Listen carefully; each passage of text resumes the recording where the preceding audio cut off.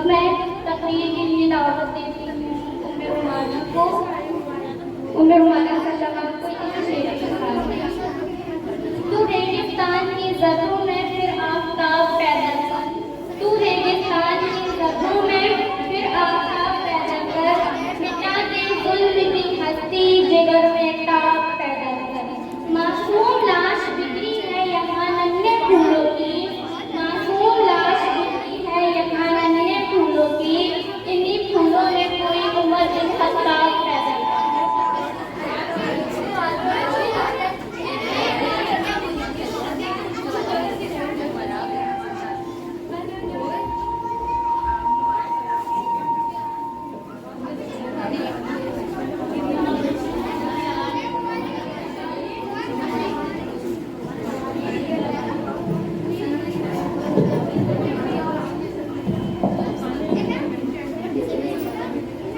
نحمده ونصلي على رسوله الكريم اما بعد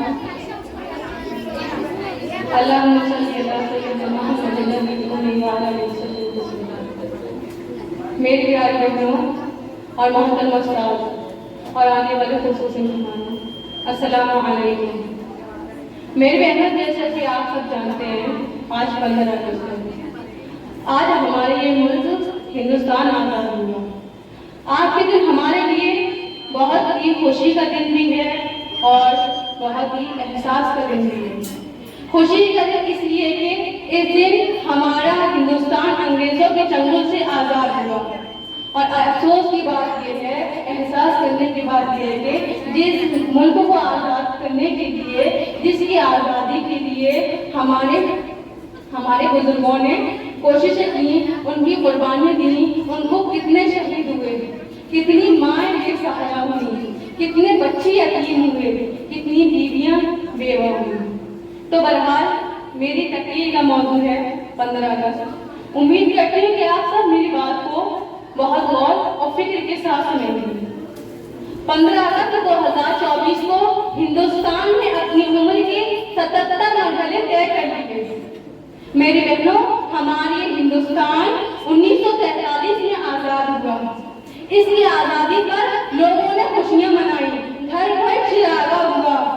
آزادی کا پورا دن لوگوں نے ملک کی ترانوں کی دھنوں اور شہنائیاں بجا کر ناچنے گانے میں صرف کر دیا۔ یہ ناچنے گانے والے، یہ خوشیاں منانے والے اکثر وہ لوگ تھے جنہیں آزادی پھولوں کے گلدستے کی شکل میں ملی تھی۔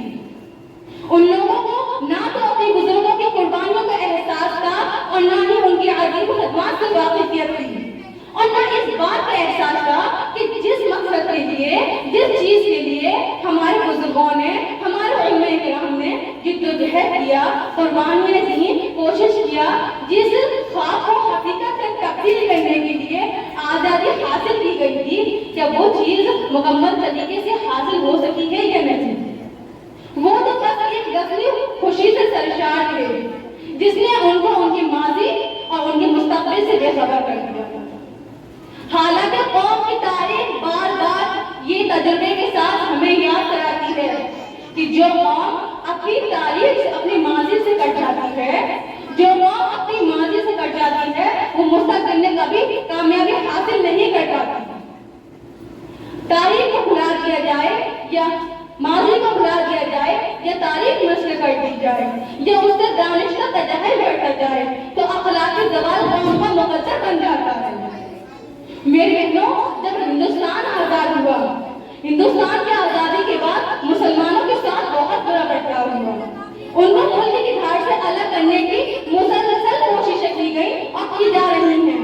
وہ اسی اخلاقی زوال کا ادنا سا مظاہرہ ہے۔ احسان فراموشی کے لیے اس سے بدترین اور جو مثال ہوگی کہ جن ہمارے علماء کرام نے، جن بزرگوں نے، جن مسلمانوں نے اس دیش کی آزادی کے لیے کوششیں کی، اپنی جانیں دی، مردہ دلوں میں روح پھونکی، خواب گرا مست لوگوں کو ان کو نیند سے جگایا اور اس دیش کی راہ کا رہنما بنایا۔ انہوں نے پھانسی کے پھندوں کو چوما، سینے پر گولیاں کھائیں، اپنی جانوں کے نذرانے پیش کیے۔ اس سے بڑھ کر اور کیا مثال ہوگی؟ میری بہنوں، گزشتہ गुज़िश्ता 77 सालों में मुल्क की नस्ल बदल चुकी है। पुरानी उम्र वाले पावर रिकाब हैं और नई उम्र वाले दिमाग इक़्तिदार संभाल रहे हैं। उन नई उम्र वालों की परवरिश, उन नई उम्र वालों की तरबियत उन स्कूलों में हुई है, उन स्कूलों में हुई है, उन जगहों पर हुई है जहाँ पर निसाबी किताबें खास अहमियत के साथ मादर लिखकर पढ़ाई जाती है और उनको वही तारीख पढ़ाई जाती है जो पिछले 77 सालों से रटती आ रही है, जो और गैर मुस्लिमों के स्कूलों में पढ़ाई जाती है, जो गैरों के स्कूलों में पढ़ाई जाती है, वो उनको वही तारीख रटाई जाती है जो पिछले 77 सालों से रटते आ रहे हैं। वही चंद नाम हर दफा रखते हैं, हर दफा सिखाते हैं उन बच्चों को, कुछ और नहीं सिखाते।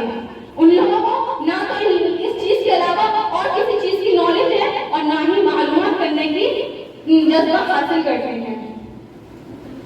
मेरी बहनों, हमें दूसरों पर ना ज्यादा अफसोस और ना ही उनसे गिला करने का मौका, मगर हमारा खुद अपने इस्लाम के साथ क्या मामला है, हमारा रिश्ता अपनी शानदार माजी के साथ कितना मजबूत है, कितना मजबूत है।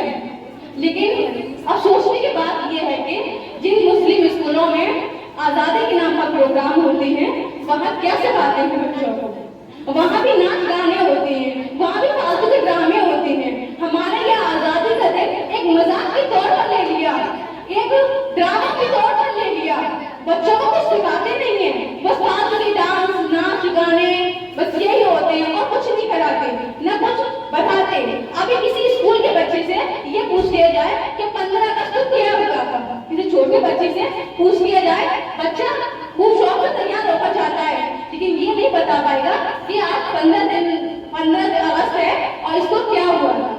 बहुत ही कम बच्चे ऐसे होते हैं जो इसके बारे में बता पाते हैं, बल्कि ज्यादातर बच्चे नहीं बता पाते। ये सिर्फ और सिर्फ हमारे बड़ों की कमी है कि वो हमें हमारी माजी के बारे में नहीं बताते, हमें हमारे उम्मे इकराम के बारे में नहीं बताते, हमें भी वही तारीख रटाते हैं जो पिछले 77 सालों से रटी आ रही है। मेरे बहनों, हम खुद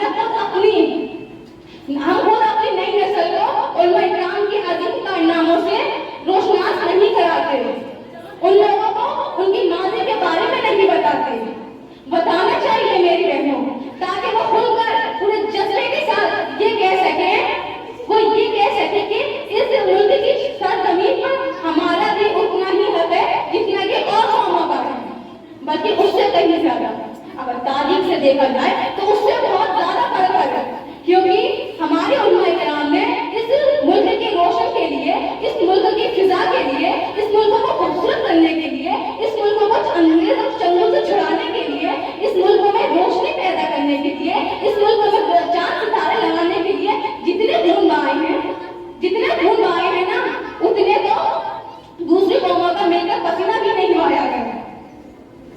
याद कराना चाहिए मेरी बहनों, हमें अपनी नई नस्ल को बताना चाहिए, ये सारी चीजें याद कराना चाहिए कि हमारे उलमा इकराम का, मुसलमानों का आजादी की लड़ाई में सबसे ज्यादा हाथ रहा। मेरी बहनों, मैं उन मुजाहिदीन के नाम, मैं सबको नहीं लेकिन चंद बता देती हूँ। मैं उन मुजाहिदीन के नाम जिन्होंने हमारी इस आजादी की लड़ाई में हिस्सा लिया था, उनका भी किरदार रखा था। उन तारीफ़ शख्सियत के नाम के चंद नाम मैं आपको बताना चाहती हूँ। सुल्तान औरंगजेब आलमगीर, ये मेरी बहनों बहुत बहादुर थे, हमारे देश के वफादार थे। इन्होंने सबसे ज्यादा हुकूमत की है, हमारे मुल्क में इन्होंने सबसे ज्यादा हुकूमत की है। अंग्रेज इनकी मारे ठहराते थे, कांपते थे, डरते थे। ये बहुत ही बहादुर थे और हमारे मुल्क के बहुत ही फर्मा बरदार थे। सुल्तान टीपू शहीद, मौलाना निसार साहब, सैयद अहमद शहीद, शाह इस्माइल साहब, ये बहुत बड़ी शख्सियत है मेरी बहनों, जिन्होंने इस मुल्क की आज़ादी की लड़ाई में हिस्सा लिया था, जिनकी बदौलत आज हम हिंदुस्तान में बैठे हुए हैं, जिनकी बदौलत मुसलमानों के हाथ में मुसलमान इस हिंदुस्तान में मौजूद हैं। आज मुसलमानों का कोई हिस्सा नहीं समझता, आज मुसलमानों का कोई यहाँ का नाम मिटाना चाहता है, मुसलमानों का यहाँ का वजूद मिटाना